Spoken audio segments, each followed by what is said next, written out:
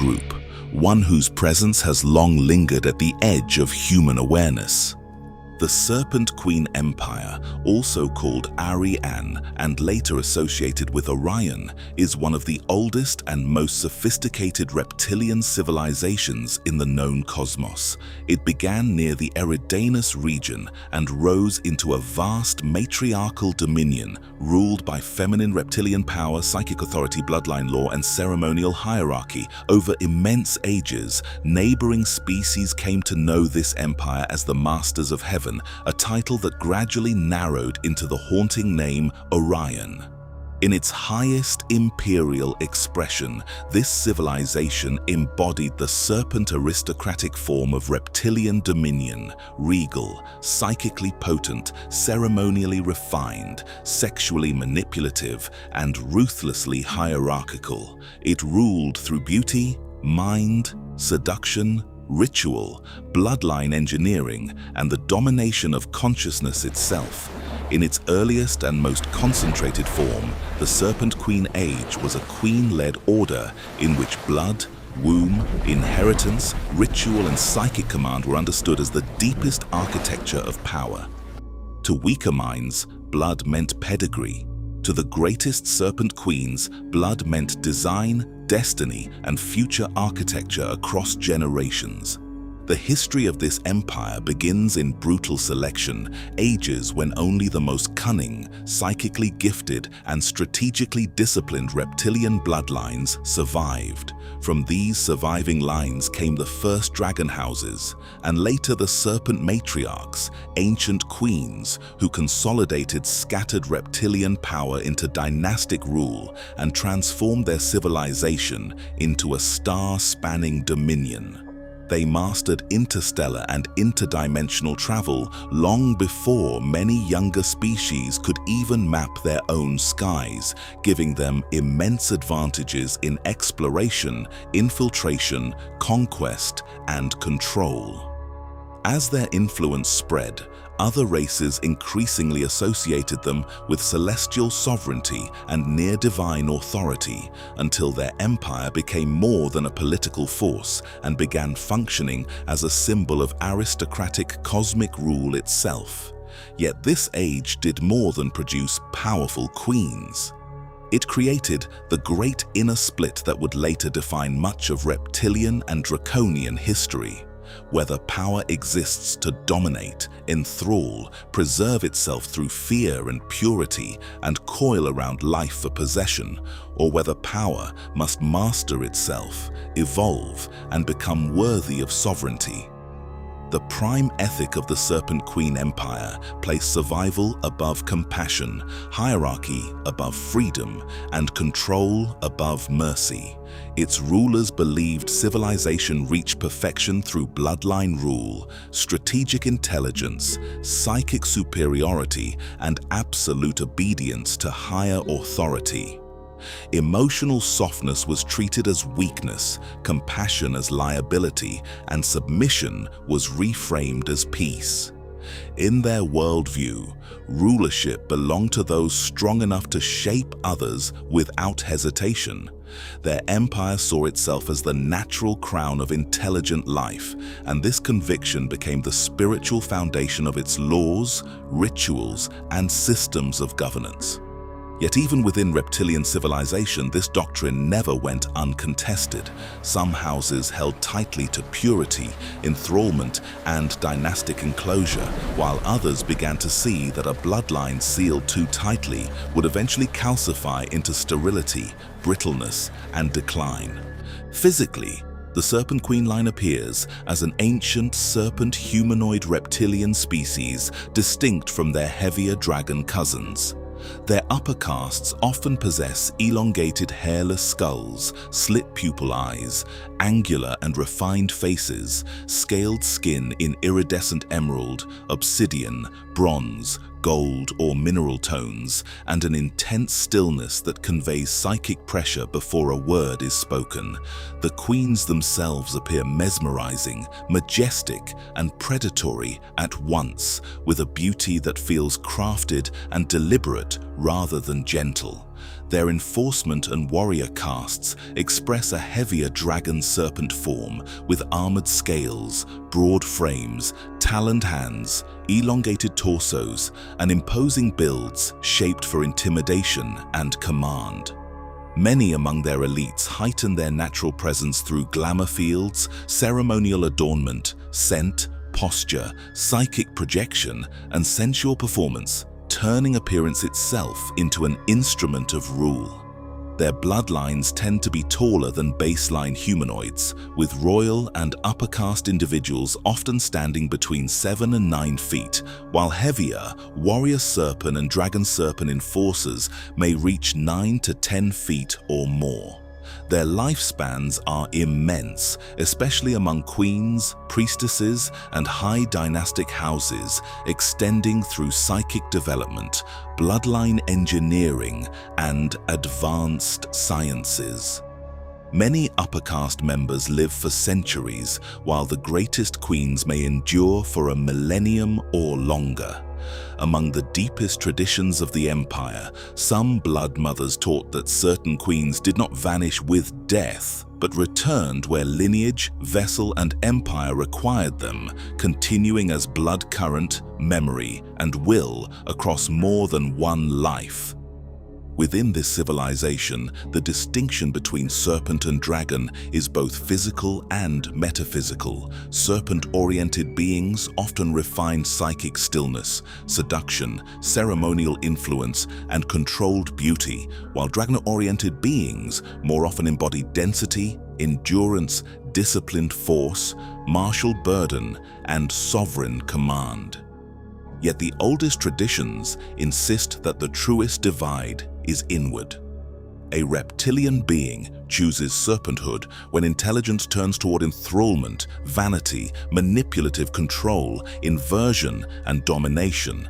A reptilian being chooses dragonhood when force is tempered with discipline, appetite is mastered, conscience awakens, and power learns to protect rather than merely possess.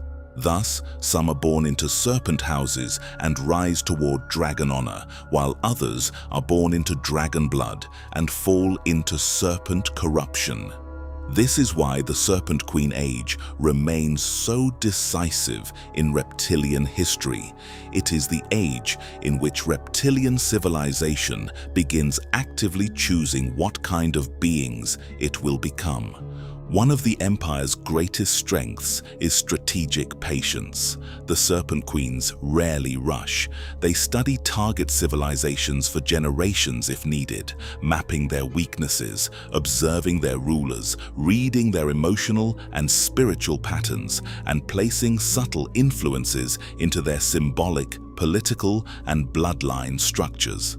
Their psychic sophistication allows them to shape populations from within, while their seductive intelligence makes them uniquely dangerous because they can make domination appear beautiful, sacred, enlightened, maternal, or even loving. They combine ritual mastery, social coding, and ceremonial splendor with a chilling ability to bind loyalty through prestige, fear, pleasure, shame, confusion, and desire. They can rule from above through throne and law, and from within through obsession, attachment, conditioning, and memory. Yet these same strengths generate their weaknesses. Their empire depends on hierarchy, and hierarchy can become brittle when command fractures. It depends on conditioning, and conditioned populations may turn violently once they awaken to manipulation. It depends on ruling desire, yet this reveals a deeper spiritual emptiness beneath the grandeur. They understand enthrallment better than mutuality, obedience better than freedom, and reverence better than trust. Their aristocratic distance can blind them to realities beneath the court, and their obsession with preserving power can cut them off from the living worlds they rule. The worlds and inner spaces of the Serpent Queen Empire are astonishing in deliberate magnificence. Their civilization raises jade temples, moonstone sanctuaries, silk-draped royal chambers, vaulted star cathedrals, libraries, galleries, academies, amphitheaters, and colossal statues of queens poised in serene serpent majesty. Their environments shimmer with sacred geometry, polished crystal, obsidian walls, metallic ornamentation, incense, harmonic chants, coded light fields, and carefully tuned atmospheres designed to influence emotion, perception, and psychic receptivity. Their architecture does more than impress. It conditions. Every corridor, throne hall, and ceremonial chamber is built to deepen reverence, reinforce hierarchy, and magnify authority through scale, silence, symmetry, echo, and ritual display. Their private chambers blend sensual luxury with hidden surveillance systems, psychic technologies, and ceremonial instruments meant to evoke awe, surrender, vulnerability, and dependence. In such an empire, no beauty is innocent. Every polished surface serves power. Their art seduces, their architecture instructs, and their splendor enchants even as it binds. Beneath the visible temples lie deeper ritual chambers where the highest queens perform blood sight workings and dynastic vision rites. In these hidden rooms, black crystal basins hold star water, serpent glyphs coil in gold and green across the walls, and the floors themselves preserve vows, betrayals, and line memory as though stone remembers blood more faithfully than flesh. Socially, the Serpent Queen Empire is formal, aristocratic, deeply stratified, and emotionally restrained. Rank determines posture, speech, access, duty, and destiny. Bloodline matters, psychic strength matters, beauty matters, and usefulness matters. The upper classes move with calculated grace and controlled poise, treating conversation, silence, gesture, distance, and seduction as instruments of status and influence. Children are raised from birth to understand hierarchy as natural law. Priestess castes are trained in ritual, seduction sciences, psychic disciplines, bloodline duty, and the management of influence. Warrior castes, often male, are shaped for discipline, enforcement, military strategy, and loyal service, while female castes frequently occupy the highest commanding and ceremonial roles within serpent society. Administrative and noble castes are educated in doctrine, image management, social engineering, and systems of population control. Even intimacy may become ceremonial, transactional, monitored, or weaponized.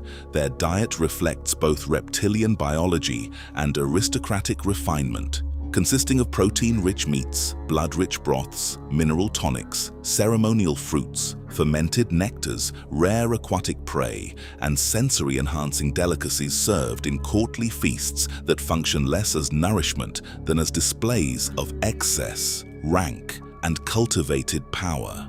Politically, the empire functions as a matriarchal dynastic state governed through queenly bloodlines, priestess authority, psychic governance, and ceremonial law. At its center stand the Serpent Queens, living sovereigns whose voices carry the force of law, bloodline command, ritual decree, and near-cosmic authority. Beneath them stand royal houses, priestess castes, warrior orders, administrators, scholar officials, governors, and subordinate subject classes. Their system does not merely govern bodies, it governs memory, sexuality, spirituality, symbolism, law, and identity all at once. Priesthood and high councils preserve the hidden machinery of ideological stability, ritual control, dynastic continuity, and psychic administration. In their civilization, throne, temple, and mind control systems function as a single integrated order. Yet in later and more complex eras, this same political structure gives rise to queens whose visions differ sharply. Some cling to the oldest serpent doctrines of containment, purity, enthrallment, and enclosure. Others begin to sense that the future may belong to those who can guide bloodlines into new convergences without losing sovereignty. This is where Tia becomes one of the most important figures in Serpent Queen history. Tia stands at the fault line between older serpent doctrine and a more far-seeing reptilian future. She is born into royal draconian blood under prophecy and grows into a queen who sees blood not merely as pedigree but as architecture. Through sorcery, lineage vision, and strategic foresight, she perceives that power sealed too tightly becomes sterile, while power that interbreeds intelligently may remain alive. Where older houses try to preserve sovereignty through purity, Tia recognizes the future reservoir of strength within the Lirans and begins envisioning selective draconian-Liran convergence as a civilizational strategy rather than a corruption.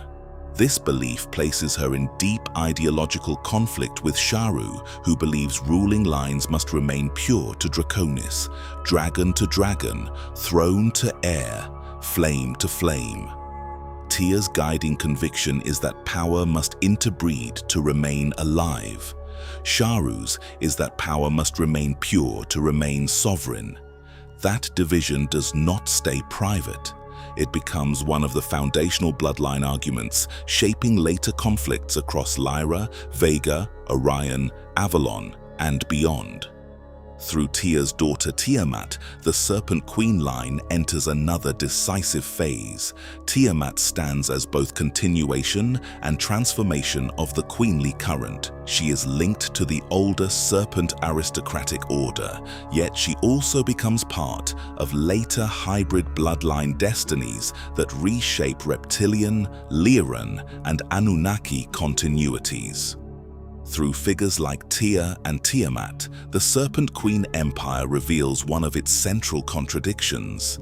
The Empire produces rulers obsessed with control and enclosure, yet within its own womb it also generates queens capable of seeing beyond older imperial formulas. In that sense, the Empire contains both the machinery of enthrallment and the possibility, rare, dangerous, and often persecuted, of reptilian evolution toward a higher sovereignty.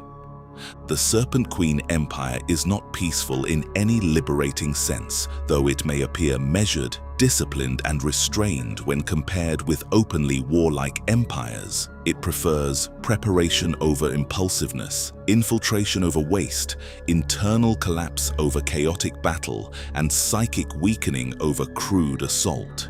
Its peace is the peace of submission, ritual obedience, psychological capture, and managed thought. It handles threats through observation, psychological mapping, elite compromise, ideological infiltration, telepathic pressure, dream conditioning, sonic coding, emotional disruption, and social fragmentation. Only after a world has been softened inwardly does the Empire move openly through fleets, enforcers, priesthood intervention, or dynastic absorption. Its ideal victory is one in which a civilization yields inwardly before it is ever broken outwardly. This is why Serpent Queens often succeed where younger warlords fail. They think in eras. They can wait through marriages, cult formations, educational systems, and bloodline placements until a target world begins cooperating with its own capture.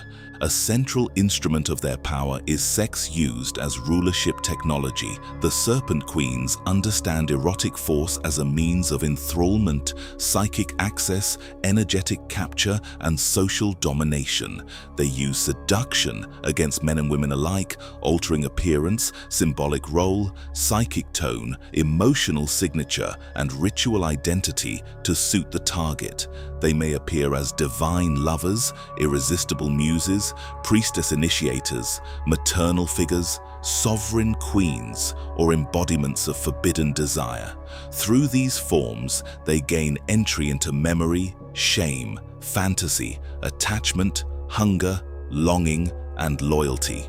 In their temples and private courts, sexuality is stripped away from mutual love and transformed into obsession, addiction, humiliation, psychic dependence, and soul entanglement. Pleasure becomes leash. Desire becomes opening. Bonding becomes ownership.